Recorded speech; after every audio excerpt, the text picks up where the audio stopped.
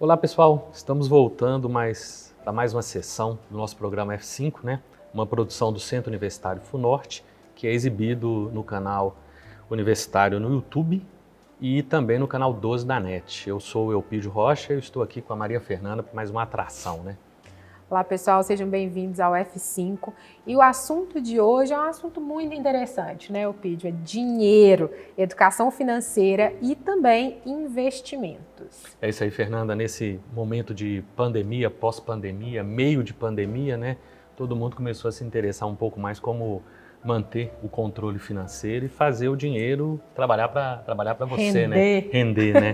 E é esse o bate-papo que nós vamos fazer hoje, né? Exatamente, a gente está aqui no estúdio já com o Luciano Alves Souza, ele é educador financeiro e vai tirar algumas dúvidas aqui para a gente. Seja bem-vindo ao nosso estúdio. Muito obrigado, queria agradecer à FUNORTE pelo convite. Educação financeira ela é muito mais comportamental do que matemático. Muitas pessoas acham que educação financeira é comportamental, é matemática, e não, ela é comportamental. Então, se a gente pode dizer que os pilares da educação financeira, então, está muito baseado nessa questão do comportamento. Sim, sim. A primeira coisa que você tem que fazer sobre educação financeira, quando você vai começar, é fazer um diagnóstico. É saber como que você tem gastado o seu dinheiro. De que maneira, aonde você tem colocado cada real que você tem, do seu dia a dia. O que você tem comprado, o que você tem gasto, aonde tem ido o seu dinheiro. Então você hoje que está endividado, você que está com problemas financeiros, a primeira coisa antes de investir é saber aonde está indo o seu dinheiro. Então se você me procurar depois aqui, eu vou indicar para você uma planilha onde que você vai fazer o controle de cada gasto e direcionar esses gastos para o lugar certo. Depois que você aprendeu, você sabe aonde que está indo cada real seu, aí a gente vai aprender a gastar melhor o seu dinheiro. Ou seja, depois que você diagnosticou e descobriu aonde que está indo cada dinheiro, por onde tem vazado, onde tem ido, onde você tem colocado o seu dinheiro, que na verdade o seu dinheiro é a energia que você se propôs a colocar em tal coisa. Você pega, dispõe 8 horas do seu dia, coloca energia em um negócio e isso volta em dinheiro, em papel moeda. Então, na verdade, se você for olhar, o dinheiro é só uma energia. Depois que você reteve esse dinheiro, o dinheiro está na sua mão, você tem um papel moeda na sua mão, o que fazer com esse dinheiro? Gastar. Esse é o pensamento de 99% da população, gastar o dinheiro. Olha, Luciana, eu vou ser bem sincera, eu tenho muito interesse nessa sua planilha, viu? Mas muito interesse, porque eu tenho essa dificuldade de saber para onde que meu dinheiro vai. Às vezes eu até às vezes evito um pouco ter dinheiro em mãos, porque sabe aquele negócio de dinheiro na mão é vendaval? Você tem filhos? Tenho uma menina. Uma menina? Casada também, né? Sou casada. Então, toda vez que você compra o que você não precisa para agradar quem você não gosta, aqui é sua filha.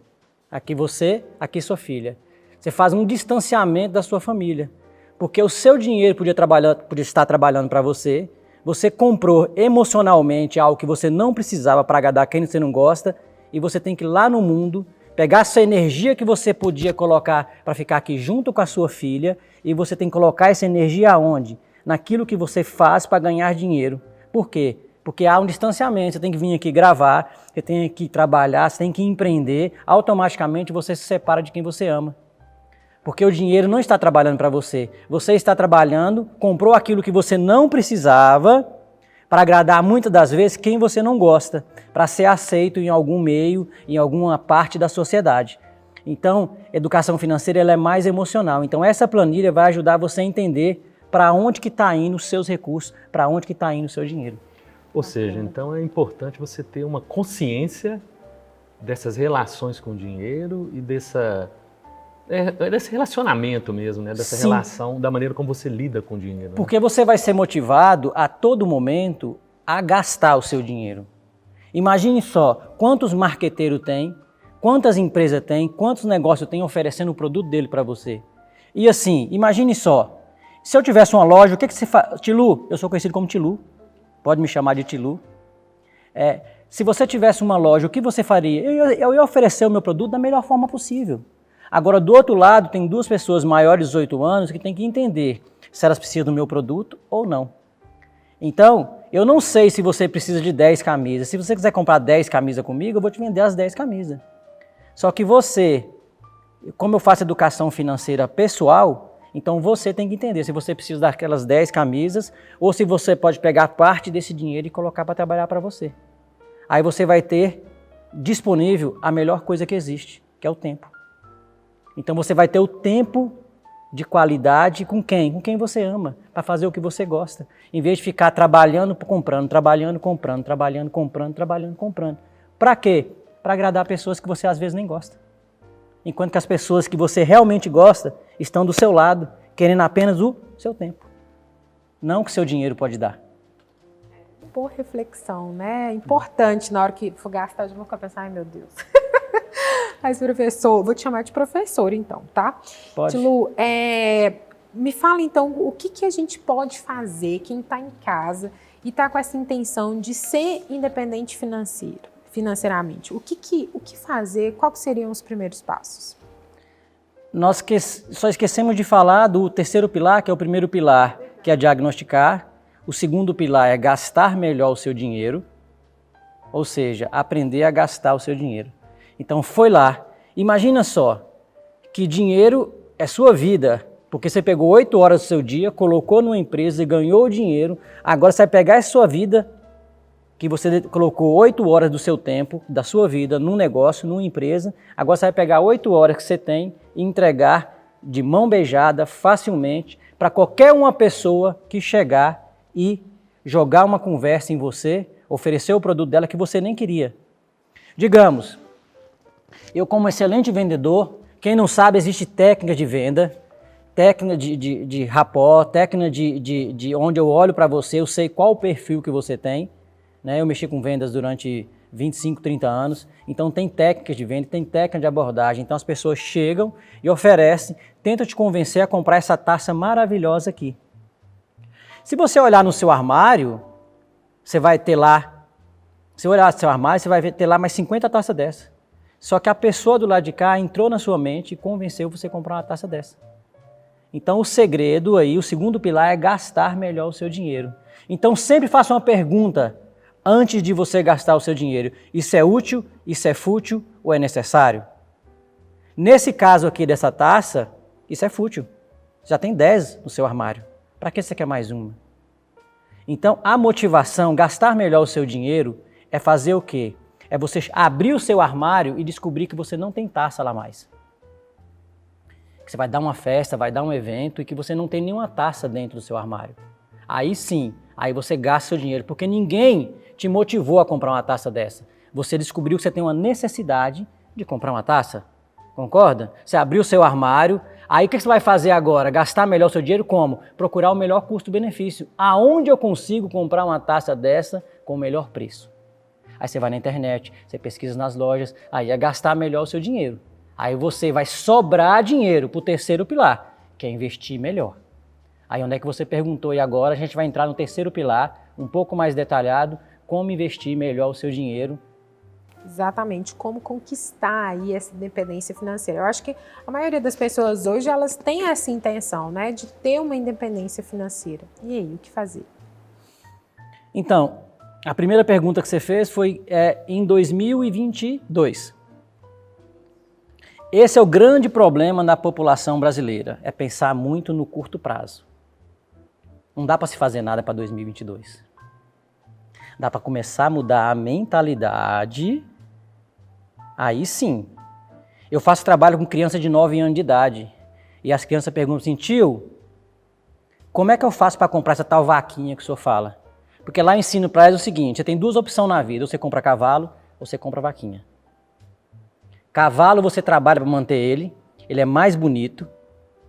Ninguém quer sair montado numa vaca com os 2 chifres segurados no chifre da vaca, sair dando voltinha, né? Agora um cavalão bonito, todo mundo vai falar, nossa, que cavalo bonito que o fulano tem. Só que você trabalha para ele. Você tem que pagar o aras dele, você tem que pagar a alimentação dele, você tem que pagar o cuidador dele. Agora a vaquinha não, a vaquinha fica no pasto, ela dá leite. Do leite você produz queijo, produz doce, ela trabalha para você. Os meninos falam assim, mas tio, eu não tenho roça, Eu não sei cuidar de vaca, mas a vaca é apenas um jeito de falar com a criança. Que na verdade, se você pegar R$100 que a criança ganha de mesada, separar 50, abrir uma conta num banco digital ou num banco normal, aquilo já é uma vaquinha. Porque todo mês ela rende centavos. Mas o que vai fazer diferença, respondendo a sua pergunta, o que vai fazer diferença é a mudança de hábito. Eu era um gastador que vivia comprando taças que eu não precisava, agora eu sou um investidor. Eu passo a investir na fábrica, eu passo a comprar ações da fábrica. Em vez de eu comprar 10 taças dessas que eu não precisava, eu vejo qual que é a empresa que é dona qual a empresa que é dona dessas ações, e eu começo a fazer o quê? Eu começo a comprar ações, eu começo a investir em tesouro direto, eu começo a investir em fundos imobiliários, ou seja, eu mudo a minha mentalidade de gastador para investidor. Em 2022, o que você pode fazer apenas é mudar a sua mentalidade, a maneira que você vê o dinheiro, para você chegar independente do seu trabalho, que independência financeira não existe, porque você vai ser sempre dependendo do dinheiro, porque o dinheiro é uma moeda, é uma troca de energia, onde é que você coloca o seu trabalho aqui de apresentador e troca por uma feira no supermercado, alguma coisa, uma viagem. Então você vai passar a ser gastador para ser investidor. E em 2032, daqui 10 anos, gente, para de cair em golpe, cair em pirâmide. Não tem nada rápido assim. Procura qualquer empresário, qualquer pessoa que realmente hoje é rica e pergunta se ela conseguiu menos de 10 anos. Em 2032, aí sim, aí você pode se tornar independente financeiramente se você começar a investir um pouquinho só do seu dinheiro, 20%, 30%. Lembrando, volta na planilha, gasta melhor o seu dinheiro e vai sobrar um tantinho e você vai colocando investimentos a longo prazo e você será independente do trabalho em 2032. Então tem que ter paciência, né? E essa seria a maneira de fazer o dinheiro trabalhar para a pessoa? O dinheiro trabalhar para você? É porque é o seguinte, tem a maneira A e a maneira B. 99% das pessoas do mundo, hoje, trabalham por dinheiro. 1% entenderam como que o dinheiro funciona e o dinheiro trabalha para ele. Então hoje eu tenho alguns negócios que não dependem de mim. Então hoje eu consigo pagar minhas contas do dia a dia com o meu dinheiro trabalhando para mim, com o mínimo de energia possível.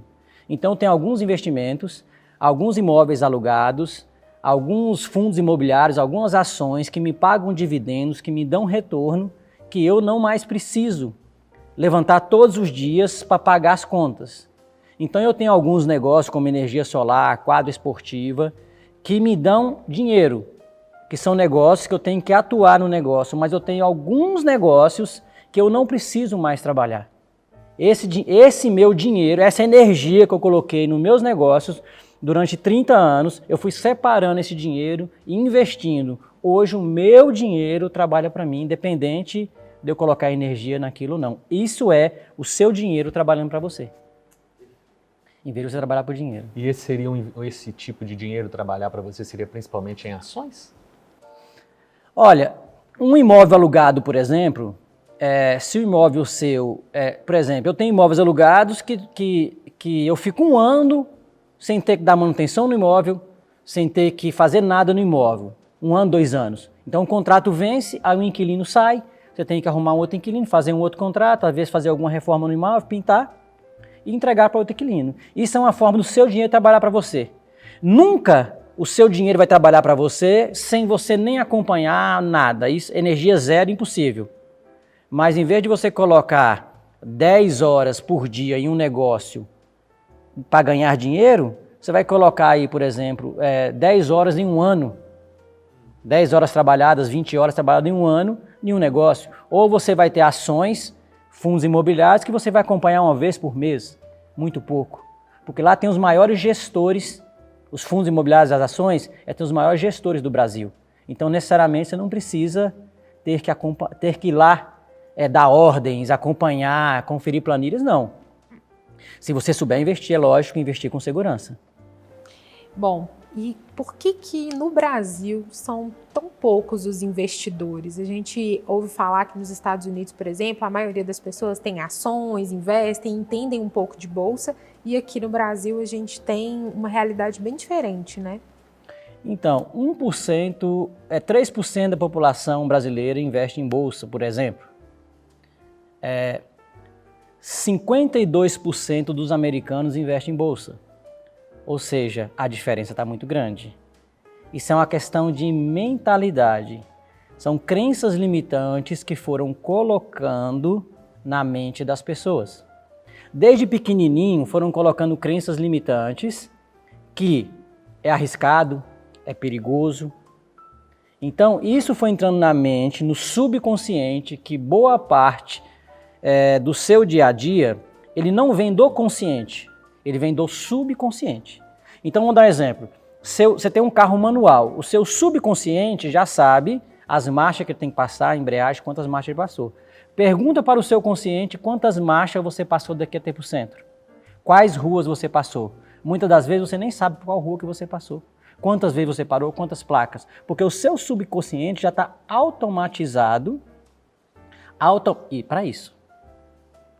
Então, se você cria uma mentalidade na criança, desde novo a ser investidor, essa criança vai crescer e vai ser um investidor. Mas se você não cria essa consciência, que ela seja um investidor, o mundo vai ensinar ela a ser gastador. Porque 100% do mundo quer gastar o seu dinheiro. As pessoas que têm loja, que têm comércio, querem vender o seu produto, não tem nada errado nisso, vai tentar vender o produto. E as pessoas que estão do seu lado, às vezes, duas crianças de 18 anos, um recebeu uma herança, tem lá 80 mil reais, e o outro é o amigo dele. Então o amigo dele, inconscientemente, começa a falar, ô fulano, compra um carro, cara. Você tem 80 mil, você ganhou uma herança, eu compro um carro. Esse carro dá pra gente sair, esse carro dá pra gente fazer isso, fazer aquilo. Ou seja, inconscientemente, o amigo dele, em vez de incentivar esse menino a comprar, a investir o dinheiro, ele vai incentivar o menino o quê? A gastar o dinheiro. Porque desde pequeno nós somos incentivados a gastar o dinheiro. Você quer ver uma coisa? Pega uma criança de 5 anos de idade, seu filho tem quantos anos? Tá, então pega ele com 2, 3 anos de idade, liga uma TV a cabo, um desenho e deixa ele lá. Quando você voltar do almoço, ele vai estar com uma lista de 10 coisas para você, ó, isso, para você gastar. Agora, pega uma criança que fez o treinamento comigo, de 10 anos de idade, e tenta tomar o dinheiro dela. É lógico que parte do dinheiro dela eu ensino a criança, com parte dela, a viver, a gastar, mas parte daquele dinheiro eu ensino ela a investir para o futuro. Aí você vai tentar convencer uma criança que fez treinamento comigo a gastar o dinheiro dela, você não consegue mais. Você não consegue mais. Parte do dinheiro que ela separou para investimento, ali, minha amiga, ninguém consegue tomar mais o dinheiro da criança, porque você mudou a mentalidade de gastador para investidor. Então o brasileiro, ele é educado desde pequenininho, ele tem esse bloqueio para investimento. É perigoso. Ações, se você investir numa empresa séria, vamos dar um exemplo, Apple, Coca-Cola, qualquer empresa séria hoje, do Brasil também, como VEG, várias empresas que têm empresas boas, que estão no mercado há muito tempo, que nunca deram um prejuízo, consolidadas. Se você investir numa empresa dessa, a longo prazo, a chance de tomar prejuízo ela é quase zero. O risco é muito pouco, porque você está investindo a longo prazo. Você está se tornando sócio de uma empresa. Entende? É melhor, às vezes, você ter uma pequena participação em grandes empresas do que você ter uma grande participação num negócio que ninguém cuida, que não tem ninguém para cuidar. Entendi. E em relação a esse treinamento, qual que é a diferença entre trabalhar com crianças e com adultos? Vamos dizer aí, uma criança até 10 anos, igual você falou, e uma pessoa de 18 anos, por exemplo. Devem ter diferenças enormes, eu posso imaginar. Então, eu tenho eu tenho um vácuo, porque eu tenho uma criança que eu consigo falar uma linguagem infantil com ela, eu consigo desenvolver, Porque, na verdade, eu amo criança. Eu nasci no Dia das Crianças e eu amo criança. Então, eu costumo falar que eu tenho dependência de criança. Já ouviu falar essa doença? Eu tenho dependência de criança. Quando eu vou para alguns resorts, por exemplo, com minha esposa, eu começo a mexer com os meninos. Ela fala, para com isso. Essa pessoa não te conhece. Ela fala desse jeito. Então, eu consigo lidar com a criança, eu consigo envolver ela, eu consigo colocar na formação dela, porque eu faço pós-graduação, estou terminando já a pós-graduação em Educação Financeira com Neurociência. E tem a idade certa da formação do cérebro. Então, na formação do cérebro da criança, eu consigo colocar a informação no tempo certo. E quando ela chegar na adolescência, na rebeldia, ela já vai ter essa informação. Porque você pegar um menino de 15 anos, de 16, 17, e tentar colocar na mente dele o que eu passo, ele vai estar um pouco fora, ele vai estar assim, muito influenciado. Aberto, né, não vai estar aberto. Então, aí, o público adulto já tem mais facilidade, depois já quebrou a cara, já foi lá fora no mundo e descobriu que não é do jeito que eles achavam que ele era, porque geralmente o adolescente acha que o mundo é um pouco diferente, né? É normal isso. Aí, com o público adulto, geralmente os quarentão assim igual eu, que já quebrou a cara, fala, meu Deus do céu, se eu tivesse tido esse conteúdo quando eu tinha 18 anos, 20 anos, eu ia voar. Só que será que você estava aberto para isso? Não tá. E a idade certa, a melhor idade para ter educação financeira é de 8 a 12 anos de idade. É a melhor idade que tem, de 8 a 12 anos de idade. E a segunda melhor idade é hoje. Eu aprendi aos 40. Através de quê? Através desse livro aqui, ó, que é o livro Pai Rico, Pai Pobre. É um livro mais vendido de finanças do mundo. Se você pegar Flávio Augusto, Paulo Vieira, Wendel Carvalho, Pablo Marçal, esses grandes palestrantes do Brasil e do mundo, eles têm como referência esse autor aqui, ó, Robert Kiyosaki, que conta a história. Essa história aqui, ó, que você pode comprar para o seu filho, ó, Pai Rico, Pai Pobre em quadrinhos. Aqui conta toda a história de educação financeira para uma criança. E esse treinamento que eu faço infantil, que é um trabalho social que eu faço, é em cima desse livro aqui. Eu estou lançando minha revistinha também, em quadrinhos, do Tilu. Baseado nisso, né? Na educação financeira. Numa perspectiva de quadrinhos mesmo? Quadrinhos. Roteiro, desenho. Aí se interessou, né? Aí eu já fiquei interessado, porque como eu gosto muito de quadrinhos. Você gosta de quadrinhos? Depois você vai dar uma olhada nessa revistinha aqui pra você ver, em quadrinhos. Vou lançar a revistinha, vou lançar um treinamento online em 2022 e vou lançar uma escola de educação financeira infantil em 2023. Porque você trabalhando com as crianças é muito mais tranquilo para poder repassar as informações, né? Pelo menos elas estão abertas, porque a questão de formação do cérebro, né, vai estar mais aberta a isso. Enquanto que, igual você falou, o adolescente é praticamente refratário, né? Então, você vai falar e vai voltar. Ele vai criar um monte de teorias, né? Eu falo porque eu tenho um filho de 21 anos de idade e sempre teve esses debates entre eu e ele. Tanto é que eu já fiz, sei lá, já fiz mais de 10 cursos presenciais, ele fez meu curso na 5ª edição, se eu não me engano. Entendeu? Então, assim, a dificuldade, dentro da sua casa, você tem que pegar um jovem de 18, 20 anos de idade e ensinar para ele educação financeira. Porque ele vive num mundo de... uma das épocas que você tem mais influência externa é na adolescência. Onde é que você se abre mais para receber informações daqueles que são iguais a você. E dificilmente vai querer ouvir um tio igual esse. Agora um tio igual esse aqui, fazendo palhaçada para a criança, envolvendo a criança, brincando com a criança, já fica bacana, um tio bacana. Se eu começo a fazer isso com adolescente, eu falo, mas que tio careta é esse? Entende? É um negócio, né? Precisa de poucos anos pro filho começar a ter vergonha, né? Dos pais, de gostar a ter vergonha, né? Agora é interessante você fazer o trabalho junto com as crianças, porque aí é o processo de mudar em termos macro, né? Porque essas crianças vão crescer, vão se tornar investidores saudáveis e aí, consequentemente, você vai ter uma mudança estrutural enorme, né? Se eu mudar a vida de uma criança, ó, pra você ver, se eu mudar a vida de uma criança. Você conhece a história da estrelinha do mar? Não?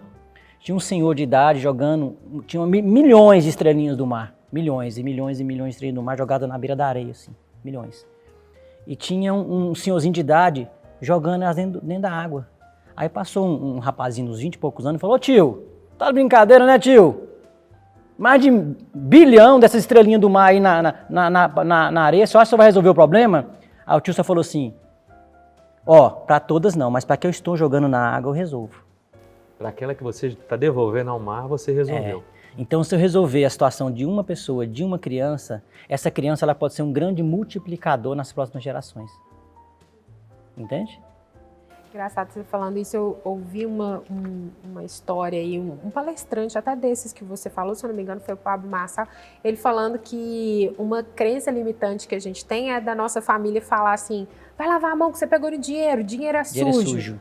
Fato, né? A moeda ali realmente ela é suja, mas aí ele falando, você hoje não consegue ter dinheiro, você não consegue ter um bom relacionamento com o dinheiro, porque na sua cabeça o tempo todo é isso, né? Você pensando, dinheiro é sujo, dinheiro é sujo, dinheiro é sujo. Né? Então, ó pra você ver, se você tem no seu subconsciente que o dinheiro é sujo, quando o dinheiro cai na sua mão, você vai fazer o quê? Eu vou me livrar dele.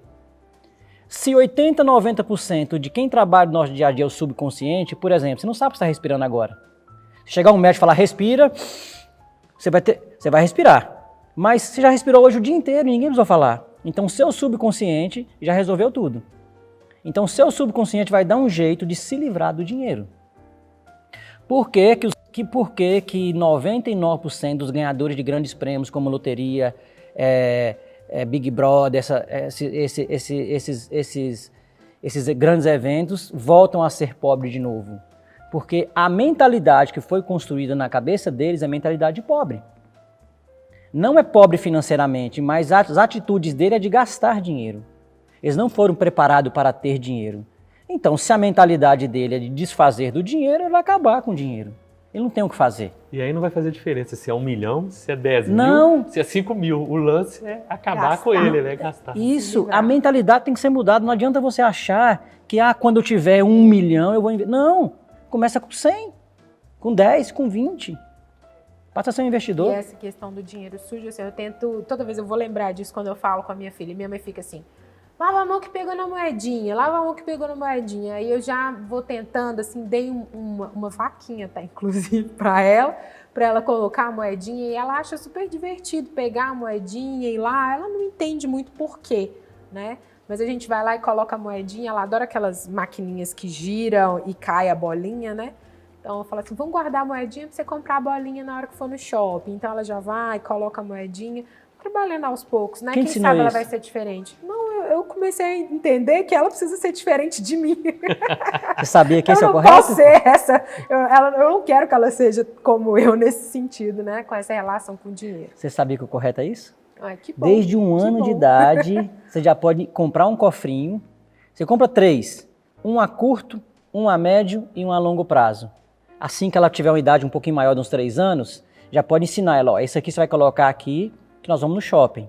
Esse aqui você vai colocar aqui, que nós vamos gastar naquela viagem que nós estamos indo lá para Gramado, qualquer lugar que você está indo para a praia. E esse outro aqui, nós vamos investir na sua faculdade, nós vamos investir no seu futuro. E quando ela começar a criar uma consciência, aí você vai abrir de tempo em tempo aquele cofre a longo prazo, pegar esse dinheiro, abrir uma conta para ela no banco digital. Não sei se todos sabem, basta você pegar a identidade da criança, a identidade do pai, entrar, baixar um aplicativo de um banco digital e você pode abrir uma conta para a sua criança, para o seu filho. No primeiro dia de nascida e tendo identidade, você já consegue abrir uma conta para a sua criança no banco digital e começa a investir o dinheiro dele, investir o dinheiro dela em tesouro direto, em ações, em fundo, não sei se fundo imobiliário já pode nessa instituição. Você pode começar a fazer uma previdência privada para o seu filho. Automaticamente, quando ele assumir a gestão financeira da vida dele parcial, em torno de 7, 8 anos de idade, ele já tem uma consciência de investidor. Que você, como pai, começou a 1 ano de idade separando o dinheiro por objetivo no cofrinho. Ele vai saber que parte do dinheiro ele pode gastar a curto, parte ele pode gastar a médio e parte ele não vai gastar, porque ele está investindo no futuro dele a longo prazo. A conversa tá muito boa, né? Mas tudo que é bom acaba, né? Eu pedi, infelizmente. Fala aí pro pessoal sobre os seus cursos, né? Quem tiver interesse, o que fazer. Eu tenho cursos presenciais no meu centro de treinamento.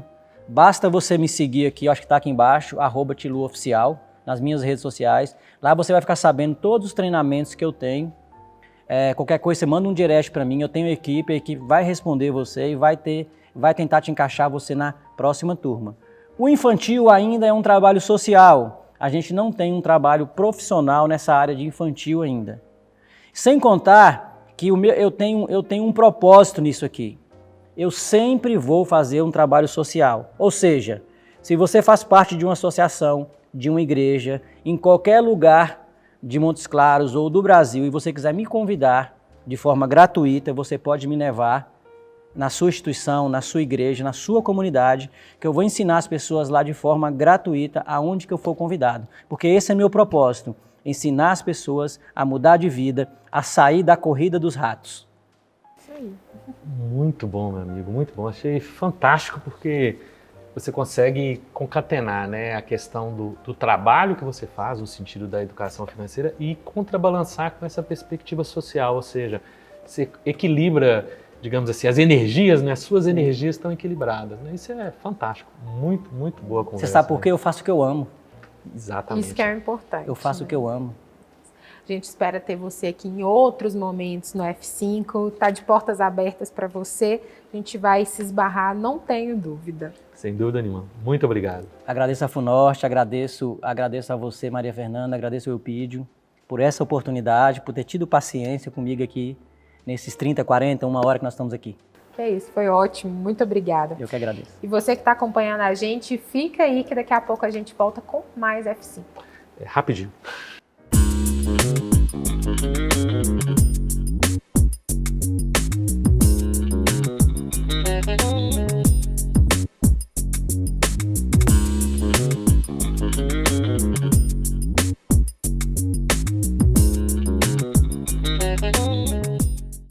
Olá pessoal, você conhece a TV FUNORTE? A TV FUNORTE é o canal educativo do Centro Universitário FUNORTE e que tem uma programação produzida por nossa comunidade acadêmica, os alunos e os professores. A TV FUNORTE integra a rede de canais universitários do Brasil, que tem como objetivo levar informação, conhecimento, cultura, inovação, ciência, tecnologia e muita interação até você. A TV FUNORTE está no ar 24 horas por dia, pela sintonia da NET Claro TV, canal 12, e também pelo YouTube. Acesse nossas redes sociais, TV FUNORTE.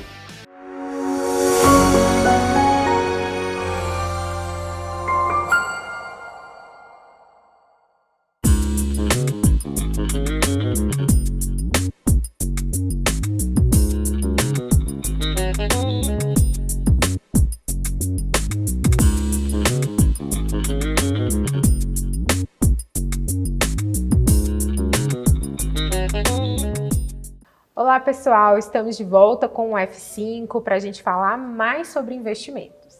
E para isso já está aqui no nosso estúdio, né, o André Boaventura, que é especialista em investimentos e bolsa de valores. Seja bem-vindo, André. Muito obrigado, pessoal. André, que assunto difícil, né? Bolsa de valores, a gente passou tanto tempo achando que isso era uma coisa muito distante, mas a sensação que a gente tem é que agora na pandemia as pessoas começaram a se voltar um pouco para isso, né? Com certeza. É verdade? Realmente começou a ter um interesse maior sobre Sim. isso? Nesse momento de pandemia, a gente acaba que expõe um pouco mais essa questão da necessidade de se pensar em outras formas de trazer uma rentabilização, para trazer uma renda, né, que complemente a renda principal. Então, realmente as pessoas têm buscado ali alternativas para conseguir trazer essa rentabilidade. E uma dessas alternativas é o mercado de renda variável, que é o mercado que é a Bolsa de Valores, né? A tão conhecida Bolsa de Valores. E aí vem a pergunta mágica, como é começar a investir na Bolsa de Valores? Quais os primeiros passos? Ou os passos, né? Sim, geralmente as pessoas que começam a investir nessa renda variável, começam a buscar essas rentabilidades, elas ficam completamente perdidas em como e as opções que elas possuem, né? Como especialista ali, os meus colegas de trabalho geralmente trazem essas recomendações, as pessoas começarem com investimentos que realmente são mais conservadores, né? São investimentos que as pessoas não estão tão ali presentes ao risco, né? Então tem menor volatilidade, que a gente chama dentro desse mercado. E a partir disso a pessoa vai ganhando essas experiências, tendo mesmo essa expertise de mercado e começa a pensar nessas modalidades que possuem maior volatilidade, que é o caso da Bolsa de Valores. E André, existe um valor mínimo para fazer esse investimento? Porque eu me lembro que até alguns anos atrás tinha aquela ideia, né? Quanto você tem na poupança, na economia? Até tanto você pode investir nisso, até tanto a investir nisso. Para investir na bolsa só quando tiver, sei lá, muito um valor, dinheiro, né? um montante maior. Como está funcionando isso hoje? Eupídio, essa é a principal pergunta que as pessoas fazem, né, no primeiro contato ali que elas possuem com algum especialista, algum assessor. Qual que é a aplicação mínima, qual que é o valor de aplicação mínima? Nós falamos que não existe essa aplicação porque depende muito de qual investimento, né? É claro que alguns investimentos possuem um valor de aplicação que não é o mesmo, mas qualquer pessoa, mesmo com um valor bem ali inferior, né, um valor menor, mas ela consegue entrar nesse mercado financeiro. R$100? R$100, né? Dá? Tem pessoas que começam realmente comprando uma ação dentro do mercado fracionário e essa ação é R$10, R$20. Mas é claro que essa pessoa não vai esperar ali ter um retorno exuberante, né? Um retorno grande, mas realmente para se adentrar no mercado financeiro não tem essa aplicação mínima. E hoje a pessoa, o indivíduo, a pessoa física mesmo, Sim. Uma pessoa que queira fazer esses investimentos, tem como ela acompanhar isso, desde que ela tenha tempo e estude, receba uma consultoria, uma ajuda de você, por exemplo, tem como a pessoa fazer isso? Ou ela depende de corretores, bancos? Como funciona o mercado? O cadastro, ele é bastante simples, né? A pessoa consegue fazer o cadastro por conta própria, né? Tem algumas instituições que o processo é bastante simplificado. As corretoras, geralmente, 100% delas trabalham com esse mecanismo das tecnologias, então a pessoa acaba tendo ali uma certa autonomia. O nosso trabalho é importante porque, como um mercado que possui ali uma volatilidade maior, que precisa de realmente o conhecimento mais específico, né? Porque não se trata apenas de um conhecimento sobre como estão as demonstrações contábeis da empresa que corresponde à ação, mas também depende de um cenário macroeconômico, o que está acontecendo na nossa economia em geral, o que está acontecendo no mundo, né, em geral. Então é importante, a gente aconselha essas pessoas buscarem ter, né, esse conhecimento, buscarem um acompanhamento para elas não entrarem e acabar, porque o que mais acontece são pessoas autônomas que acabam se frustrando e desistindo desse mercado por não ter esse conhecimento e muitas vezes sendo prejudicadas financeiramente por conta disso. Agora eu queria fazer uma pergunta que, assim, você vai querer me matar, mas eu vou ter que fazer. E que se acontecer, por exemplo, eu vou lá e te dou o dinheiro todo na sua mão para você investir para mim e dar errado. Eu posso te matar? Vai ser bem complicado, né? Brincadeira, mas assim, e aí, como que acontece Recomenda isso? que não mate a pessoa Sim. depois de falar na frente das câmeras. Então, recomenda que você evite isso. Evite, com certeza. Mas a brincadeiras à parte, assim, por exemplo, como que acontece isso, assim? As pessoas, elas responsabilizam vocês quando acontece alguma coisa errada, apesar de que vocês não têm culpa, né? Vamos supor, eu escuto muito falar que ações da Vale têm uma rentabilidade grande e tal, mas num episódio como o Brumadinho, por exemplo, Sim, com elas certeza. caem, não é culpa de vocês, né? E aí, como que acontece isso no mercado? Então, a primeira conversa que a gente tem com a pessoa, que é importante a gente ter ali uma diversificação de carteira, tá? Então a gente consegue, de certa forma, diluir esses riscos. Dentro desse mercado financeiro, nós temos dois tipos de riscos: o risco sistemático e o risco não sistemático. Se tratando do risco não sistemático, é o risco, por exemplo, de uma empresa, como o caso do setor de mineração, aconteceu uma tragédia e isso afetar o valor da ação dessas empresas, né? Pode ser uma empresa específica ou um setor específico. O risco sistemático é aquele risco que já afeta a economia como um todo, né? A economia que afeta por conta de expectativa dos investidores, que é o caso do Brasil nesse momento, né? Então, nesse sentido, a gente já orienta inicialmente as pessoas a terem essa diversificação de carteira.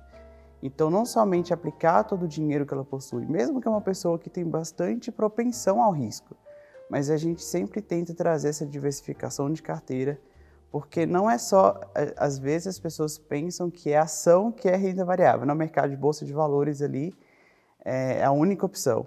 Mas dentro desse mercado a gente tem diversas oportunidades ali que as pessoas podem investir. Nós temos outros mercados, em renda fixa também, vários títulos. Então, se a gente tem uma possível perda em um determinado mercado, acaba que não sofre tanto porque tem O outro compensa, né? um outro, né? Dentro do direito tem essa medida de peso e contrapeso, né? A gente usa essa semelhança e essa comparação para falar sobre isso também, da importância da gente ter essa diversificação da nossa carteira. Então, assim, é claro que erros acontecem, né? Geralmente ali a gente sempre tenta manter um contato com a pessoa, então sempre manter uma conversa constantemente para definir as metas, os objetivos daquelas pessoas em relação aos seus próprios investimentos. E também, diariamente, a gente tem um acompanhamento dos analistas de mercado, né? Nós temos todo um suporte, nós temos parcerias também com as pessoas que trabalham diretamente nesse processo de análise de mercado do governo, que estão literalmente assim ligados, né? Inseridos mesmo no negócio. Inseridos, que possuem essa expertise mesmo de mercado, então a gente consegue ter, de certa forma, permitir com que haja essa diversificação e acaba diluindo esses riscos, certo? Bacana. E dentro desse universo, André, quais são assim as ações que, digamos assim, mantêm um equilíbrio nesse processo de ter uma rentabilidade, não tem altos e baixos, mas que mantém uma constância? É o caso da Vale, por exemplo, Sim. a Petrobras, por exemplo. Uhum. Como funciona isso? Então, a gente tem, nesses últimos tempos, nós tivemos uma instabilidade muito grande na nossa Bolsa de Valores, né? E tanto pela dinâmica que o governo federal tem adotado em relação aos juros, aumentada essa taxa de juros para, de certa forma, controlar a nossa inflação, que chegou a um patamar mais alto nesses anos, né? E isso acabou afetando o nosso mercado, né? Nossa Bolsa de Valores. Então, nós tivemos uma instabilidade muito grande. Em relação a empresas, a ações, assim, a gente geralmente recomenda as pessoas a buscarem, né? Para manter as pessoas não saírem desse mercado, a gente recomenda elas buscarem empresas que já têm uma determinada consolidação, ou uma empresa que nas suas demonstrações financeiras, mesmo que não é critério, que pode acontecer do outro dia, igual ela falou, né? Ter algum fator exógeno que atrapalhe, bagunce ali tudo, né?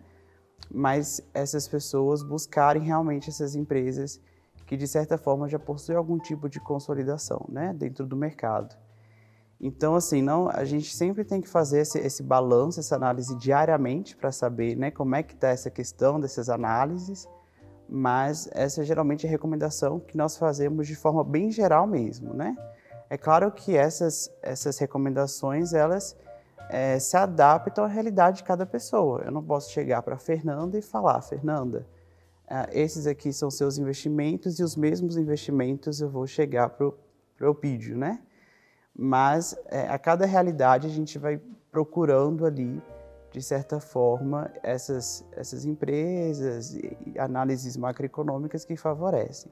Então, de recomendação, geralmente falamos sobre essas empresas que já têm uma consolidação, principalmente em cenários de instabilidade econômica.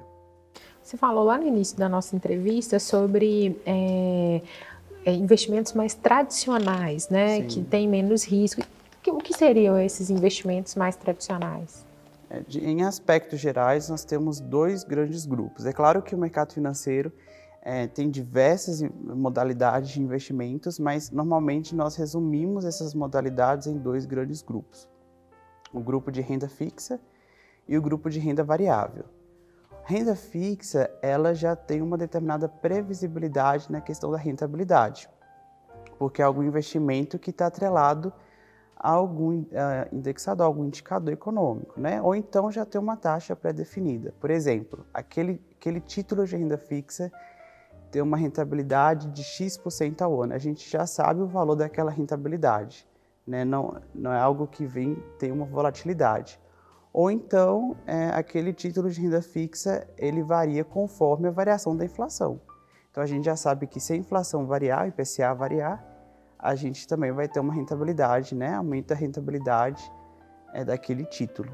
Então existem títulos que são mais conservadores, né? Que já tem uma previsibilidade e rentabilidade e que se assemelham em determinados modos à poupança, né? Que já tem essa previsibilidade, mas e também permite ter essa diversificação que compense ali, né? Criar esse fundo de reserva, principalmente tratando de cenário de aumento de taxa de juros, o que tem acontecido nesses últimos meses. E é interessante a gente manter essa diversificação para continuar os investimentos e ter uma investimento de forma saudável, né? Outra coisa que eu tenho uma curiosidade até pessoal é com relação ao Bitcoin, né? A gente vê que não só o Bitcoin, mas várias outras moedas têm surgido aí, né? E um crescimento absurdo, assim. Você vê histórias na internet aí que a gente nunca sabe, né? Se é real ou não, de pessoas que investiram muito pouco e agora estão, sei lá, passando férias em Dubai, não sei o que e tal. Como que é isso? O que é esse Bitcoin? Como que isso tudo funciona? Então, dentre essas transformações que a gente tem de nosso mercado financeiro, porque o mercado financeiro ele está sempre crescendo, né? Sempre existindo determinadas modalidades diferentes. E entre elas, né, surgiu esse Bitcoin, uma forma ali que as pessoas têm arranjado para conseguir uma rentabilidade dentro do mercado de renda variável. E é um mercado que é relativamente novo, né? Esse mercado ele hoje já se expandiu de determinada forma que a gente tem até outras moedas, né, criptomoedas já sendo negociadas, além do Bitcoin, né, a gente pode perceber isso. E ele funciona também nessa base, né, dessa base que é a mesma para a renda variável, né, a mesma para ações. Essa negociação que por meio da especulação a pessoa vai conseguindo trazer uma rentabilidade. Na minha perspectiva, aquilo que é novo instiga a curiosidade, né?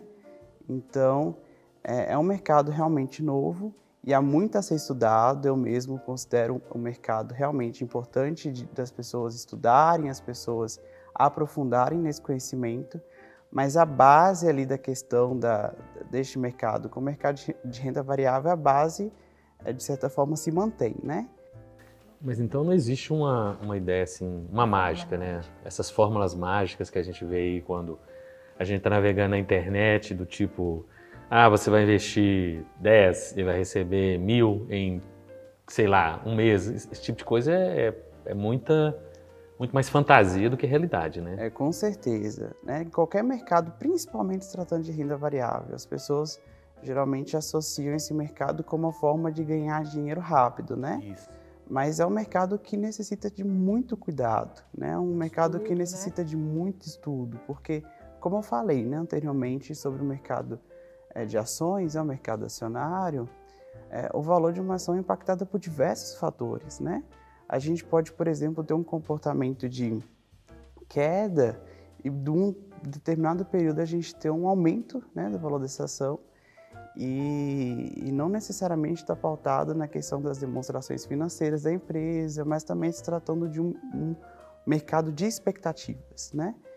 Então, da mesma forma, esse conselho é dado também a quem está buscando aumentar aí essa carteira e procurando esses novos investimentos, né, nas criptomoedas, manterem ainda, né, um cuidado ali e buscarem realmente se aprofundar em conhecer um pouco mais essa dinâmica de mercado. Ou seja, cautela, né, é sempre bom, né? Um conselho sempre salutar, né?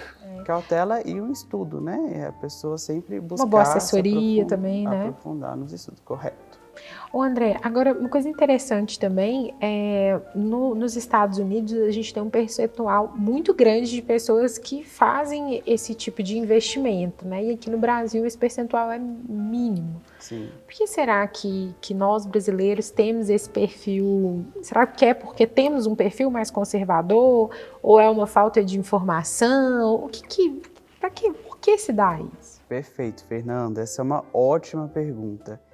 E analisando um pouco do nosso histórico, né, da forma que a gente foi se introduzindo ao sistema financeiro, eu geralmente associo a dois fenômenos diferentes. Um primeiro fenômeno é realmente as pessoas serem mais conservadoras nesse aspecto, né, de por questão também de estarem mais suscetíveis a vulnerabilidades econômicas, então as pessoas tendem a, de certa forma, serem mais cautelosas e mais conservadoras.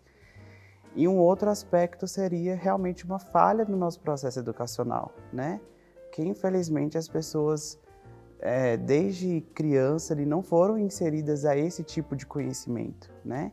Então, desde sempre ali, muitas vezes as pessoas não tiveram conhecimento sobre conceitos básicos na área econômica. Então, isso influencia na forma que a gente busca ali esse mercado financeiro. Existe um estudo da Ambima, né, que é uma organização nessa área, que vai mostrar que 88%, né, um estudo recente, que 88% das pessoas mantêm ali seu dinheiro aplicado à conta poupança. E a gente sabe que hoje a conta poupança tem uma rentabilidade inferior à variação da inflação.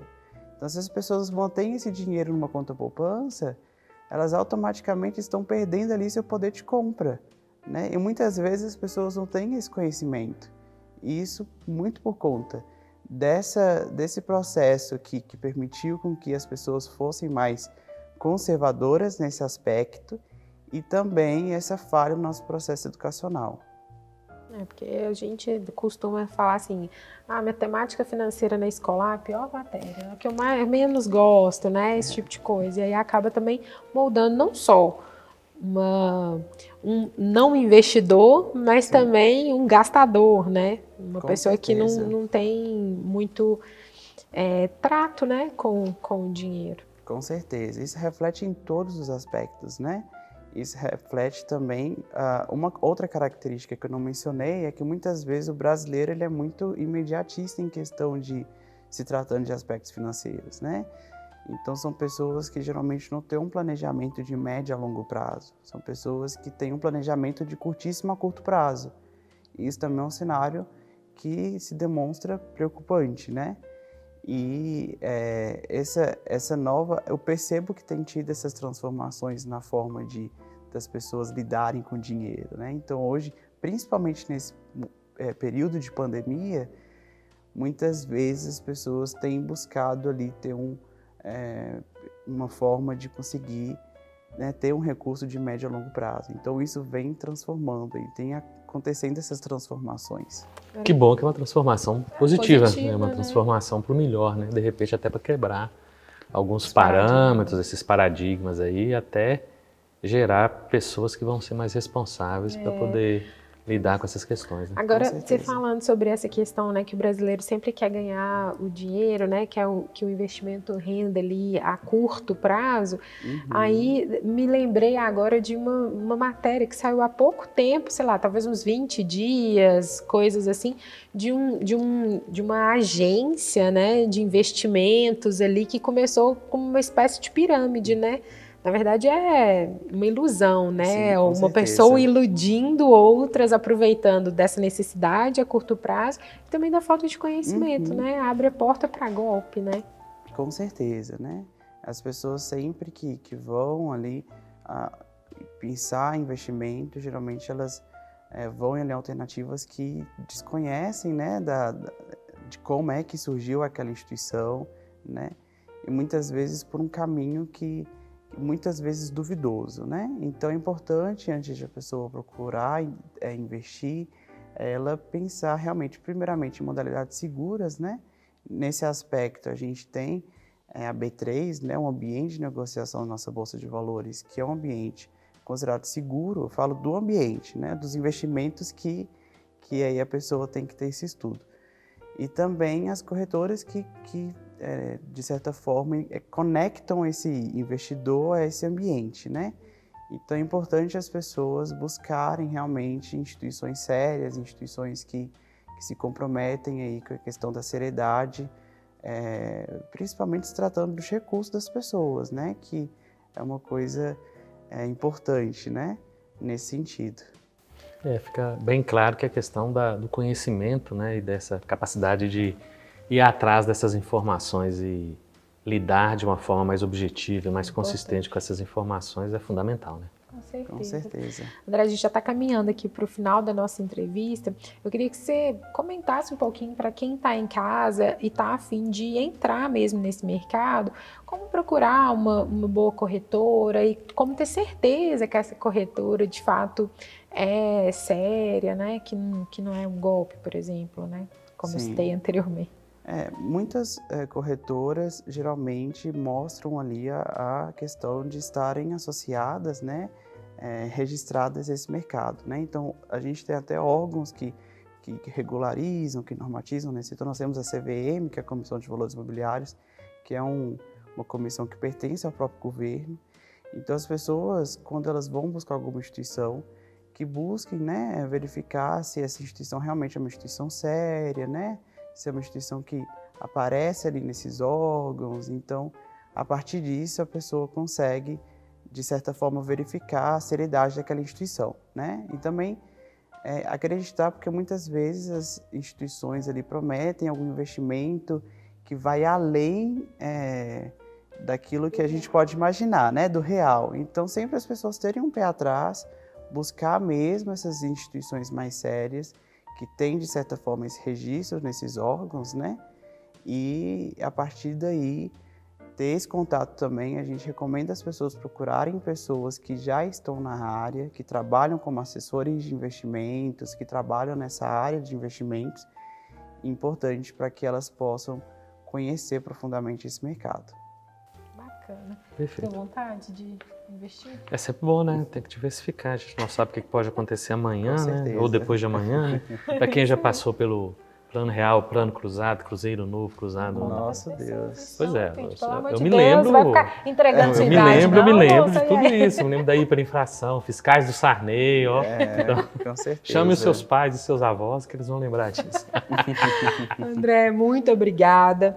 Pode deixar que a gente vai te convidar muito para você vir aqui dar dicas para o pessoal de como investir, o que tá bacana, o que vale a pena. Foi muito bom te ter aqui, viu? Eu Muito agradeço obrigada. pelo convite, estou à disposição. Quando precisarem, podem me chamar.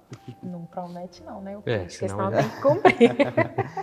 Muito obrigada, viu? Obrigado. Pessoal, então a gente vai ficando por aqui. A gente espera que vocês tenham gostado do papo de hoje. E, né, aquelas coisas de sempre, né, Eupídio? Ativa o sininho, compartilha, etc, etc, etc. E até a próxima. Até o próximo programa. Até mais.